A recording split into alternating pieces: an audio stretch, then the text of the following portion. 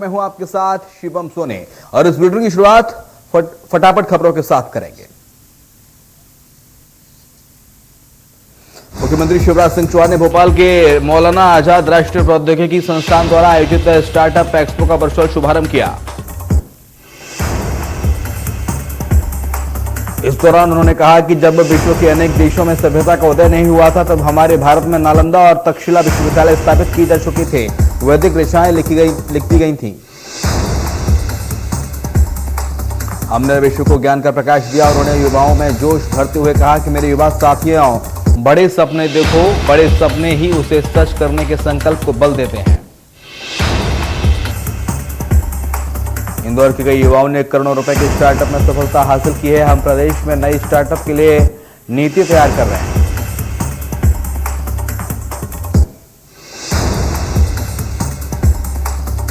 रायपुर पहुंचे केंद्रीय मंत्री ज्योतिरादित्य सिंधिया ने प्रेस वार्ता की, जिसमें उन्होंने कहा कि भारत में प्रधानमंत्री नरेंद्र मोदी के नेतृत्व में एक नए इकोनॉमिक्स मॉडल की शुरुआत हुई।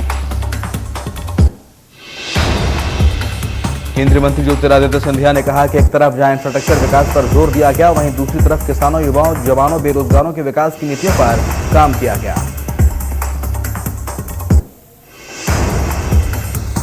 भारत में निर्यात की क्षमता 2014 में जो 2.5 लाख करोड़ की थी, वहीं 2022 में 4,70,000 करोड़ रुपए की हो गई है।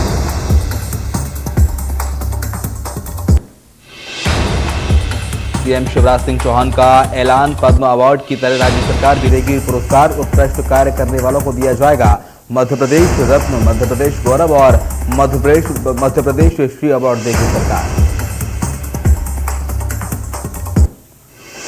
संगीत, कला, विज्ञान क्षेत्र में योगदान देने वाले होंगे सम्मानित। नागरिकों को नवंबर 2022 में किया जाएगा सम्मानित। चयन समिति बनाकर लोगों को किया जाएगा चयन।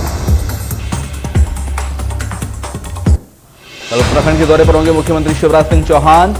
लोहाघाट, काशीपुर और बाजपुर विधानसभा में करेंगे चुनाव प्रचार। बीजेपी प्रत्याशियों के लिए मांगेंगे वोट।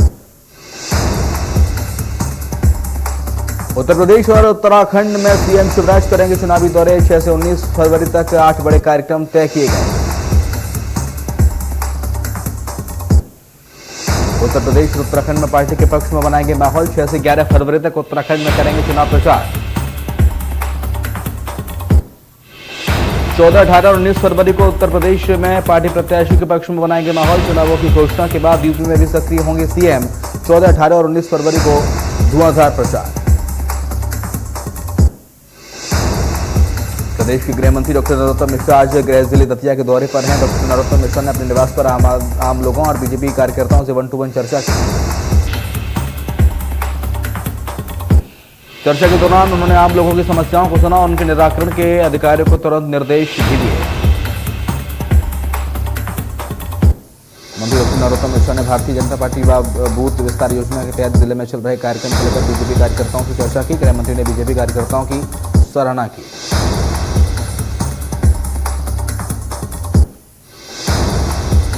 विधानसभा चुनाव 2023 और लोकसभा चुनाव 2024 की तैयारियों में जुटी बीजेपी। 5 फरवरी तक चलेगा बीजेपी का बूथ विस्तार अभियान।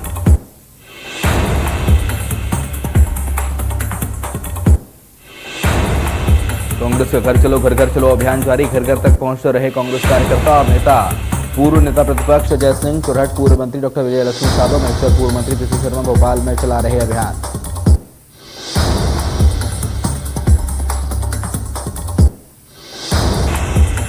बसंत पंचमी के अवसर पर मां सरस्वती की होगी पूजा। मंदिर में होगी विशेष पूजा अर्चना। कोरोना प्रोटोकॉल के तहत मंदिर में होगा प्रवेश। धार में बसंत पंचमी के अवसर पर मां बागदेवी के जन्मोत्सव का पर्व धूमधाम के साथ मनाया जा रहा है। सूर्योदय के साथ ही भोजशाला में दर्शन और पूजन का दौर शुरू।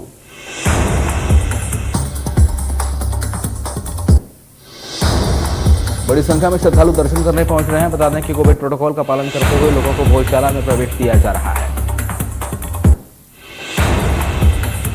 पूर्व मुख्यमंत्री उमा भारती ने भी भोजशाला आने की जानकारी दी है। आयोजन को लेकर भारी पुलिस बल को शहर में तैनात किया गया है।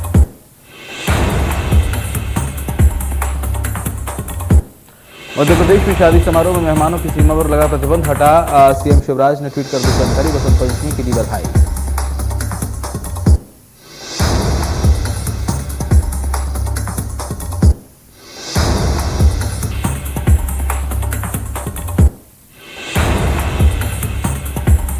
रामपुर की ग्राम पंचायत लहसुन पाट में सरपंच के भ्रष्टाचार के खिलाफ पंचायत सचिव ने खोला मोर्चा। शिकायत के दस्तावेज लेकर पंचायत सचिव लगातार अधिकारियों के चक्कर काट रहे हैं।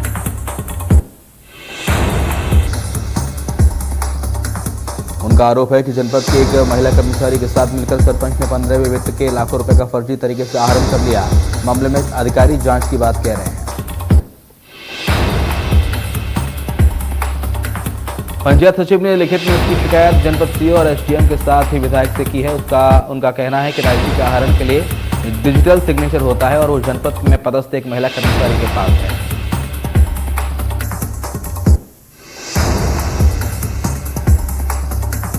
कटनी के मुख्य रेलवे स्टेशन में सो रहे वेंडरों के साथ 8 से 10 लोगों ने चाकू और धारदार हथियारों से हमला कर दिया, जिसके चलते एक वेंडर की मौके पर ही मौत हो गई। कई वेंडर घायल हो गए।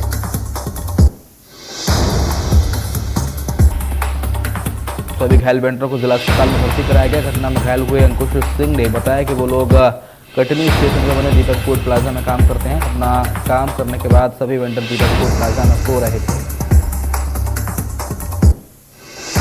तभी अचानक अजय शंकर नाम का व्यक्ति अपने 8-10 साथियों के साथ फूड प्लाजा पहुंचा। सो रहे वेंडरों पर चाकू से हमला कर दिया, जिसमें कानपुर निवासी दीपू सिंह की मौत हो गई।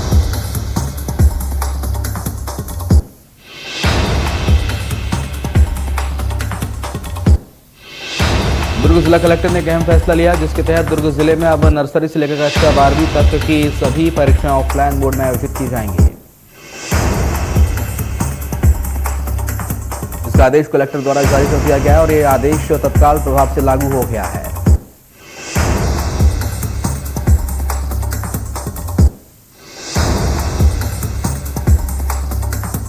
सरगुजा में 7 साल की बालिका के साथ गैंगरेप की घटना सामने आई है। मोबाइल में अश्लील वीडियो देखकर बालिका के परिवार के ही 7 से 13 साल के 6 बच्चे उससे 1.5 महीने से सामूहिक बलात्कार कर रहे थे।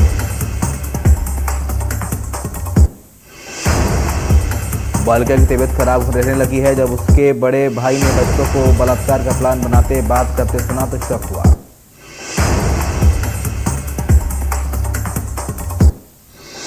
अपचारी बालकों को बुलाकर पूछताछ की गई तो उन्होंने आरोप स्वीकार कर लिया है। परिजनों की पूछताछ में उन्होंने बताया कि मोबाइल पर देखकर ये सब सीखा है, जिसके बाद परिवार के होश उड़ गए।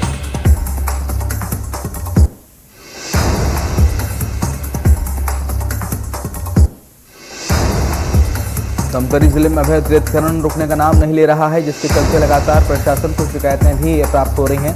ग्राम नारी के ग्रामीणों ने कलेक्ट्रेट पहुंचकर शिकायत दर्ज करवाई है।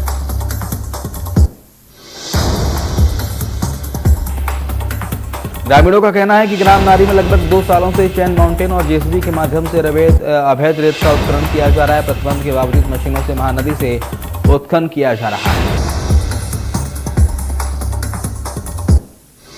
प्रशासन के द्वारा किसी भी प्रकार की कोई कार्रवाई नहीं की जा रही है। वहीं दूसरी ओर कलेक्टर ने कहा है कि शासन के आदेश के बाद कार्रवाई तेज कर दी गई है।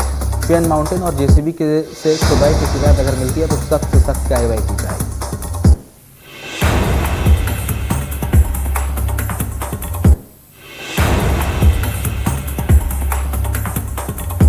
बीजेपी प्रदेश अध्यक्ष वी शर्मा ने विधायक आरिफ मसूद पर निशाना साधते उन्होंने कहा कि गायों की मौत को लेकर विधायक आरिफ मसूद का आंदोलन एक नौटंकी है। आरिफ मसूद जैसे लोग देश के विरोधी ताकतों के साथ पाकिस्तान जिंदाबाद के नारे लगाते हैं। उन्होंने संगठन को आर्थिक तौर पर आत्मनिर्भर बनाने पर कहा कि जल्द ही इसके लिए समर्पण अभियान की शुरुआत होगी। यह अभियान 11 फरवरी से शुरू होगा। विधायक जालम सिंह पटेल की बहू के वायरल ऑडियो पर उन्होंने कहा कि किसी का व्यक्तिगत और पारिवारिक मामला है। ये मामला कितना सही है ये ना मुझे पता है ना आपको।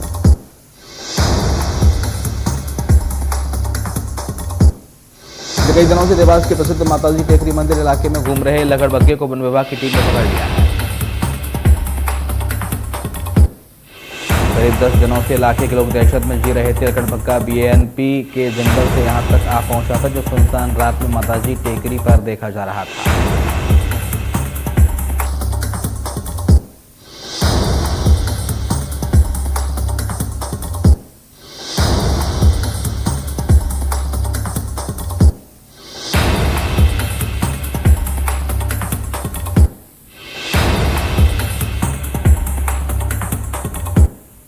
तो मित्र, जिला प्रशासन द्वारा लगातार एक हाईवे पर कार्रवाई को लेकर वाहन चालक संघ के द्वारा धरना प्रदर्शन करते हुए रैली निकाली गई।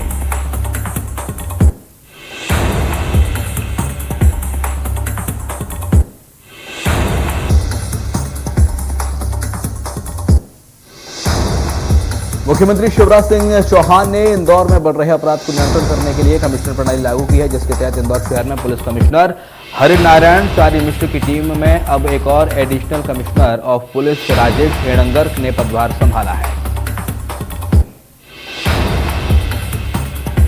पुलिस कमिश्नर प्रणाली लागू होने के बाद शहर में भूमाफिया, महिला अपराध और कम पुलिस फोर्स के बावजूद अच्छा काम करने की अच्छी बात कही।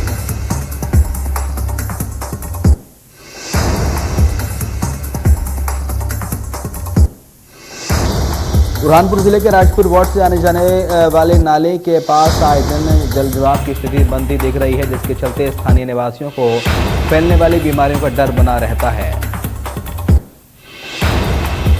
बुरहानपुर जिले में नगर निगम की लापरवाही सामने आई है। नगर निगम की लापरवाही का खामियाजा आम जनता को भुगतना पड़ता है, जिसका ताजा उदाहरण नगर निगम सीमा क्षेत्र के राजपुरा वार्ड में देखने को मिल रहा है। नगर निगम को कई बार शिकायत करने के बाद भी इस ओर ध्यान नहीं दिया जा रहा, जिसके विरोध में आज पूर्व पार्षद दंपति ने वार्ड के नाले में पास गांधी जी स्वरूप को लेकर एक दिन के उपवास पर बैठे और मांग कर रहे हैं कि जल्द से जल्द क्षेत्र की समस्या का समाधान किया जाए।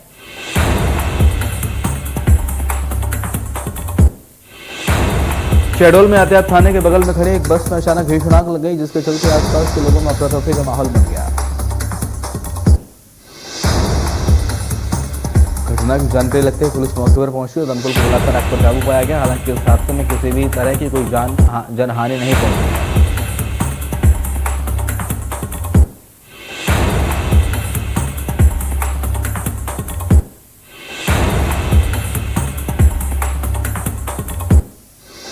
बालोद में धान खरीदी केंद्र में धान नहीं बेच पाने के चलते एक वृद्ध महिला ने कलेक्टर से इच्छा मृत्यु की गुहार लगाई है। महिला ने इच्छा मृत्यु की अनुमति मांगी है।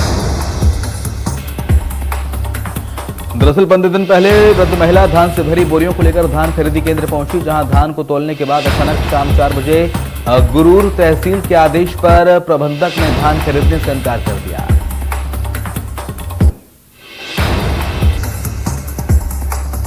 मंडला में श्रम निरीक्षक रिश्वत लेते गिरफ्तार किया गया है। 50,000 की रिश्वत ले रहा था। एडब्ल्यू जबलपुर ने इस कार्रवाई को अंजाम दिया।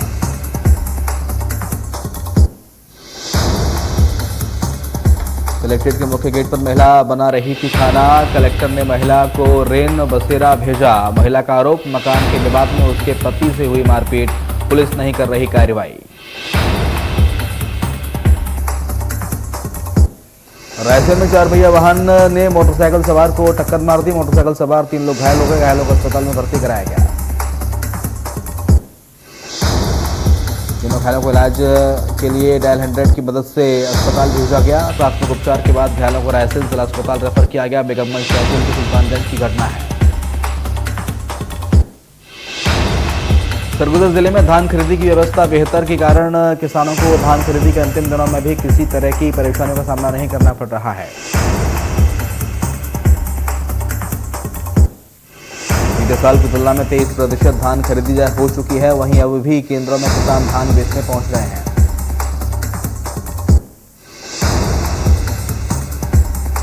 कलेक्टर ने दरेमा पहुंचकर धान केंद्र की व्यवस्थाओं का जायजा लिया और किसानों से बातचीत करके जैविक खाद की महत्वता को समझाया। खेती में ज्यादा से ज्यादा जैविक खाद उपयोग करें, यह भी समझाया। अंबिकापुर में साल 2010 में वीआईपी लोगों को लग्जरी गाड़ियां उपलब्ध कराने एवं पेट्रोल डीजल के नाम पर लाखों रुपए का फर्जीवाड़ा सामने आया है। मामले में एडब्ल्यू ने तत्कालीन अपर कलेक्टर सहित 7 लोगों के खिलाफ मामला दर्ज किया है। वहीं 12 साल बाद एडब्ल्यू ने 2 और आरोपियों को गिरफ्तार किया है। राष्ट्रपति रामनाथ कोविंद ने बसंत पंचमी और सरस्वती पूजा के शुभ अवसर पर देशवासियों को शुभकामनाएं दी हैं। राष्ट्रपति ने कहा, मैं कामना करता हूं कि वसंत का आगमन सभी देशवासियों के जीवन में सुख, समृद्धि और उत्तम स्वास्थ्य का संचार करे और विद्या की देवी मां सरस्वती सभी के जीवन को ज्ञान के प्रकाश से अवलोकित करे।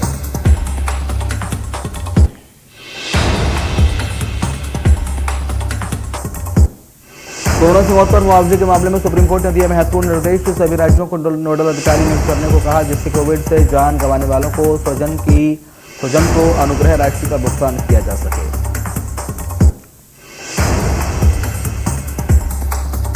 देश में एक और कोरोना वैक्सीन के आने के संकेत मिल रहे हैं और drugs controller general of India की विशेषज्ञ समिति ने रूस के Sputnik light one shot corona vaccine को मंजूरी दे दी।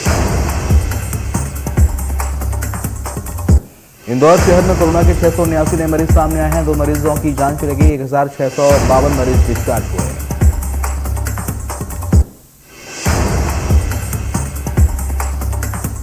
देश में पिछले 24 घंटे के दौरान कोरोना के 1,27,000 से ज्यादा नए केस सामने आए हैं।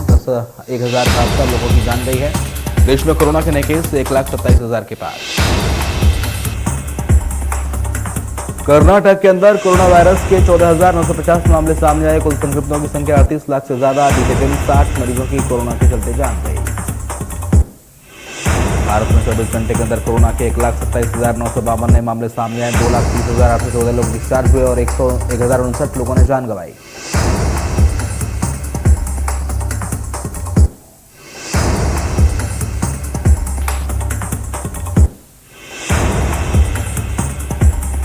असम में पिछले 24 घंटे में 739 नए कोरोना मामले मिले। 2,568 रिकवर हुए और 15 लोगों की जान गई।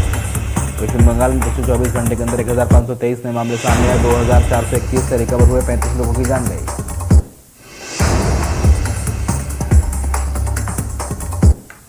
तमिलनाडु में 24 घंटे के अंदर 9,916 नए मामले सामने आए। 21,435 लोग ठीक हुए, 30 लोगों की जान गई। गुजरात के अंदर 24 घंटे में 6,095 लोग सामने आए कोरोना के। 12,105 कोरोना से लोग ठीक हुए, 35 लोगों की जान गई। कर्नाटक में 24 घंटे में 14,950 नए मामले सामने आए।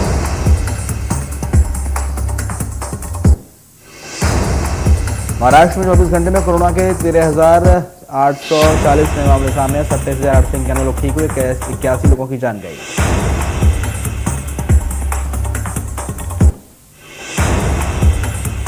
मध्य प्रदेश में बदला मौसम का मिजाज। उत्तर भारत से आ रही सर्द हवाओं से बदला मौसम। शीतलहर की चपेट में प्रदेश के कई हिस्से।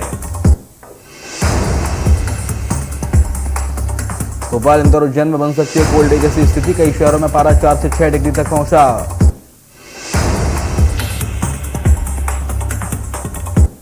बुधवार से शुरू हुई बर्फबारी की वजह से बद्रीनाथ पर बिछी बर्फ की चादर। बता दें, उत्तराखंड के कई इलाकों में बर्फबारी में लोगों पर सितम ढहा रही है सर्दी। उत्तराखंड, पंजाब, हरियाणा, चंडीगढ़, दिल्ली और पश्चिम उत्तर प्रदेश में 2 दिनों तक सितम ढहाएगी। इसके अलावा 3 दिनों तक इन इलाके में सुबह और शाम को घना कोहरा भी छाया रहेगा। दिल्ली, उत्तर प्रदेश समेत कई हिस्सों में पिछले 3 दिनों से बारिश हो रही थी, जिससे आज राहत मिल जाएगी, लेकिन ठंड और कोहरा छाया रहेगा। मौसम विभाग के अनुसार दिल्ली में आज तापमान की गिरावट आने की संभावना है। यहाँ का न्यूनतम तापमान 7 डिग्री सेल्सियस और अधिकतम तापमान 19 डिग्री सेल्सियस रहने की उम्मीद है। और चंडीगढ़ की बात की जाए तो न्यूनतम तापमान 8 डिग्री सेल्सियस और अधिकतम तापमान 15 डिग्री सेल्सियस रह सकता है। हिमाचल प्रदेश के ऊपरी भाग में बर्फ की सफेद चादर में लिपट गया है। शिमला, सिल्वर, कुल्लू, लाहौल स्पीति और किन्नौर जिले में ऊपरी इलाके में भारी बर्फबारी हुई है। राजधानी शिमला में पूरी तरह से देश दुनिया से कट गई है। सुबह से ही यहाँ पर यातायात ठप है। शिमला शहर से जुड़े 3 और प्रदेश में कुल 5 नेशनल हाईवे बंद हो गए हैं। हिमाचल प्रदेश में 667 सड़कें, 2,840 ट्रांसफार्मर बंद हो गए हैं। 184 पेयजल योजनाएं भी ठप हैं। जम्मू कश्मीर के श्रीनगर में सुरक्षा बलों और आतंकियों के बीच मुठभेड़ हुई, जिसमें 2 आतंकी मारे गए। कश्मीर जोन पुलिस के मुताबिक एनकाउंटर श्रीनगर के जफूरा इलाके में हुआ। आईजीपी कश्मीर के अनुसार मारे गए आतंकियों का संबंध कश्मीर के आतंकी संगठन द रेजिस्टेंस फ्रंट से है। इस ग्रुप को पाकिस्तान समर्थित आतंकी संगठन लश्कर-ए-तैयबा कहा जाता है। सुरक्षा बलों ने आतंकियों के पास से 3 पिस्टल सहित कई आपत्तिजनक सामान बरामद किया है। मारे गए आतंकियों में एक लाख हाजम भी शामिल है। जम्मू कश्मीर में भूकंप के तेज झटके। रिक्टर स्केल पर तीव्रता 6.2 ही रिकॉर्ड। घरों से बाहर निकले लोग। ऑस्ट्रेलिया में क्रिकेट टीम के हेड कोच जस्टिन लेंगर ने अपने पद से इस्तीफा दे दिया है। 51 साल के लेंगर ने मैनेजमेंट कंपनी DSEG ने शनिवार सुबह इस्तीफे की पुष्टि की है। ग्लैमर गर्ल नोरा फतेही के फैंस के लिए अच्छी खबर। नोरा फतेही का इंस्टा अकाउंट भी रिस्टोर हो गया है। अब नोरा के फैंस वापस से नोरा की तस्वीरें देख सकते हैं।